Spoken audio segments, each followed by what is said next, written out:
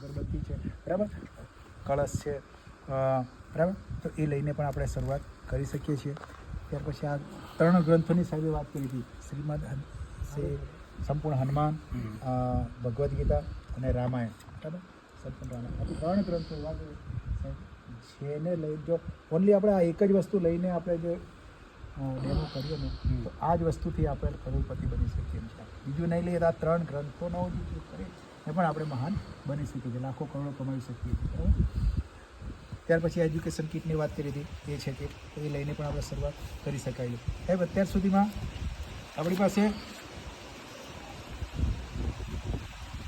Shopping અત્યાર સુધી કરી છે, બરાબર. ત્યાર પછી સુપર માર્કેટની અંદર પણ આપણે ખરીદી કરી. ત્યાર પછી ઓનલાઈન પ્લેટફોર્મ એટલે એમેઝોન છે, ફ્લિપકાર્ટ છે, એ આ 3 જગ્યાએ તો અત્યાર સુધી આપણે ખરીદી કરી જ છે. અત્યારે ગામડામાં પણ ઓનલાઈન મંગાવે છે છોકરા, બરાબર.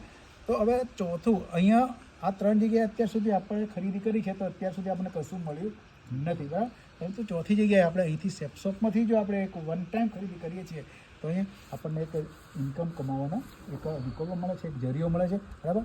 તો આપણે અહીંયા આ 3 જગ્યાએ સુધી